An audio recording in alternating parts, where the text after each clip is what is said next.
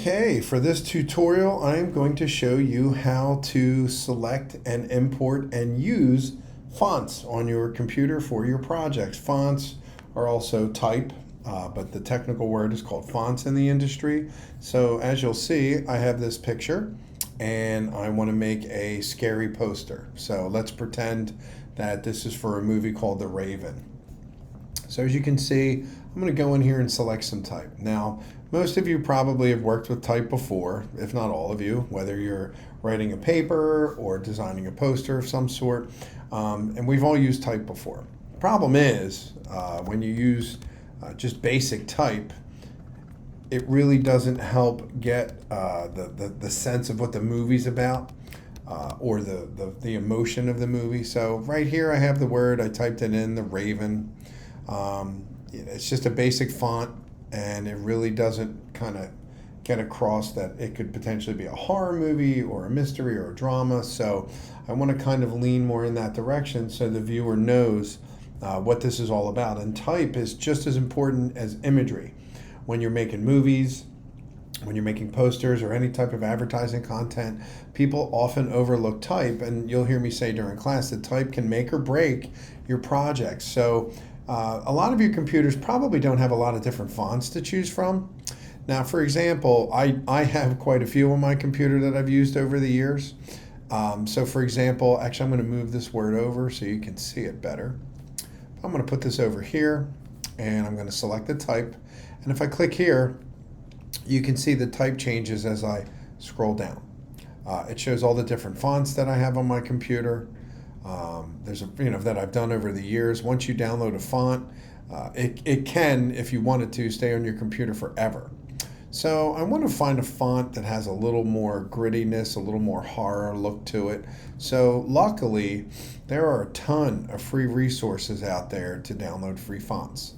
So one that I use all the time is 1001freefonts.com, and I have that link available at the bottom of this video so you can see how to get to it. There's another one called Dafont, D-A-F-O-N-T, but this is the one that I really like to use. So for example, if you go to the home screen right here, you'll see this actually has it broken down into categories. Okay, now we can actually go right to horror. So they have a heading for horror. As you can see, they have different fancy fonts. They have, let's say we want to go to crayon or chalk.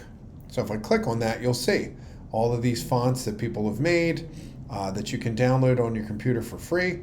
Some of them you have, if you're using them for commercial purposes, like if you're using it to create an advertisement for a company that's going to generate money, you'd have to pay for it. But luckily, we're school students, so we are not using them for commercial use.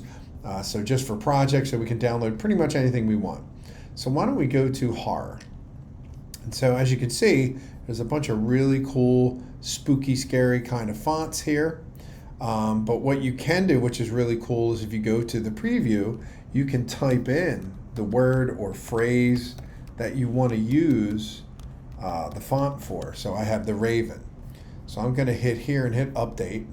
And now you can see I have some really cool examples of what it is that I want to type with the new font. Okay, there's a bunch, as you can see. But let's say we really, really like this particular font right here. It's called 28 Days Later, named after a movie. Sometimes you'll see some people, make some really goofy names for their fonts. It's important for you to remember the name of the font. And because sometimes when you go searching for it on your computer, you forget the name. So we'll do 28 Days Later. Actually, you know what? I actually have that font on my computer now. Let's go with this one here. It's called You Murderer. So I'm going to hit download. Now you'll see over here in the bottom left-hand corner, it's going to download my font. So I'm going to show it in the Finder. And here it is. As you can see, it is a zipped file. So you have to double click on it. And now the folder opens. So you have to open up that folder and you have to install these manually. Now sometimes when you download a font, there are a bunch of different type styles that go with it. So you'll see maybe 10 or 12 different fonts because they're called font families, like bold, italic, underline. So this one has one font. and you'll see it has what's called TTF on the end. That's the file extensions we always talk about, but that's called a TrueType font. So what we want to do is we want to double click on the font. You'll also see that there's a text file, and really it's just a message from the person that created the font.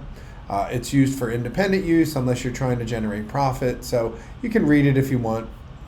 But I'm just going to double click on my font, and as you can see, it gives me an example of the font that I want to download. So you hit install, and then you'll see this program on the Apple. It's called FontBook, and it automatically uploads the font, and now it is ready for use. Now sometimes you may get a warning, like a yellow triangle with an exclamation point, so it's warning you that there may potentially be an issue with the font because it could be corrupted or have a virus. Do not download it. Go find something else. When it does the install, it will let you know if the font is safe to download. Okay, so you double click, you have your font here now. I'm going to remember the name You Murderer. I'm going to close this up. Like I said before, you could go in and download a variety of fonts. Once you click on the actual font on the screen, it'll show you what all the things look like. Okay, all the letters and numbers. Some fonts only have letters, some only have numbers. But like I said, if you click on a specific font, it'll show you what's involved. Okay, so now that we have our font installed, it's ready to go. I'm going to go into Photoshop, and I'm actually going to take the text I already have and select it. So hopefully when I go up here to the top of the screen, I'm going to type in U. Okay, let's see. Actually, U. And now here's the funny part. You'll see there's a bunch here, but these are all the different names of the fonts, but here it is, You Murderer.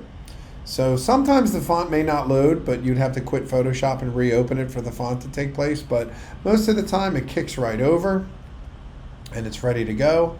So now I can make this movie poster, or move it right here, come up with a different color. For example, this red color, we'll go darker maybe a little bit. And now I have this really cool font that fits the style of what I'm trying to get, the emotion or the feel of what I'm trying to portray to the viewer by picking out some really cool fonts. So once again, it's a pretty easy process. You go to 1001freefonts.com. You find the font by the category that you want to get into. So for example, if you click here, you type in the word over here in preview, and you find the font you want. You hit download. It goes to your download folder. You go in. Here it is. Double click. Folder opens up. Double click again. You hit install, and now you're ready to go. Okay? So that's it for today. If you have any questions, please feel free to come up and ask. Thank you very much.